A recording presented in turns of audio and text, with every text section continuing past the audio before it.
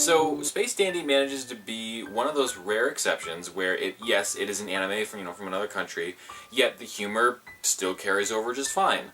I think a lot of that has to do with the fact that there's a lot of American sensibilities in there. The booty, baby. Too subtle. So there's a lot of memorable moments in Space Dandy. However, I would argue that there's really only two that really nail the adventure aspect, the exploration that goes on with the show. There's episode 9, where Dandy goes to the weird, grass planet. I really like that one. But then there's today's moment, which is actually where it all started out at. So the first 3/4 or so of the first episode is very hijinks in space, very kind of local. There's a chase in a bar scene, but that's really about it. It doesn't really have any kind of like grand, like I mentioned, adventure scale, and that's honestly what a lot of the episodes feel like. However, the ending of the first episode, once they actually get to the planet that they have in mind, it turns into something else completely.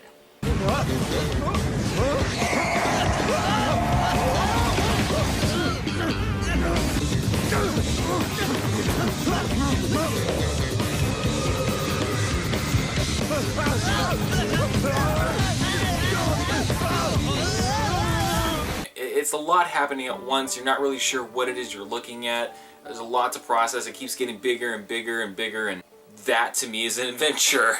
It's a great adventure climaxy kind of moment. And it does feel, I mean, they are in space. There are things that should feel alien. No pun intended. Well, no, every pun intended actually. There are moments that should feel like you're not exactly sure what that is or what that is or what that is. But it feels like it belongs, if that makes any kind of sense. And things keep getting worse and worse.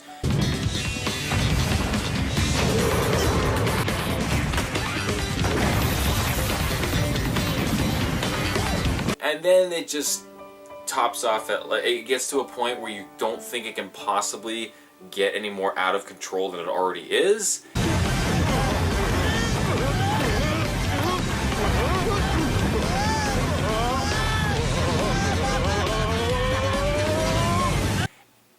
And then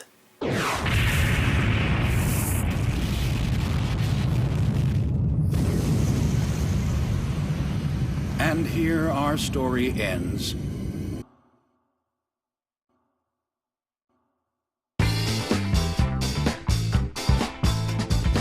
Yeah, that's the ending of the first episode. So obviously, because the show has 2 seasons, I didn't just spoil anything for you. Obviously the show keeps going, but that was just kind of like the ultimate punchline to it all. If everything else was the setup of the joke, then that ending was a really good punchline. I really appreciated that, because it kept doing things you didn't expect for it to be doing, especially considering the first 3/4 of the episode. The first 3/4 being very, kind of safe. Granted, it does its job in introducing the characters and the tone and all that stuff, but it does still feel very safe. Like it's not really taking any kind of risks, and then it takes its shirt off and just goes completely Girls Gone Wild nuts, just all over the place. The show, well, I haven't finished it, but to where I'm at in the show right now, it has never quite recaptured that kind of thrill and excitement. It's been very funny, it's been very interesting, but this one's my favorite one in the series so far, mainly just because of how out there batshit crazy that it gets. And that's my moment for today.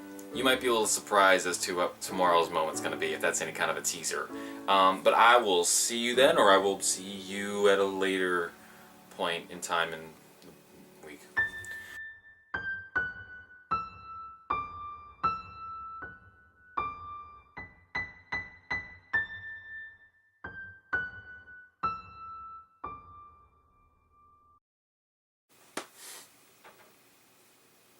So I almost... Oh, I'm still wearing the same shirt.